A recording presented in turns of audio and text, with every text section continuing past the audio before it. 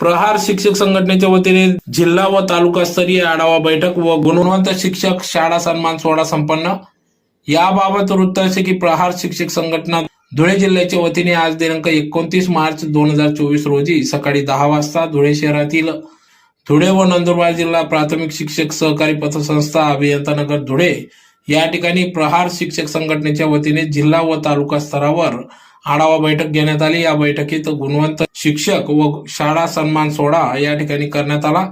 त्याचबरोबर प्रहार शिक्षक संघटनेच्या विविध पदाधिकाऱ्यांच्या या ठिकाणी नियुक्तीपत्र देऊन त्यांची या ठिकाणी नियुक्ती करण्यात आली।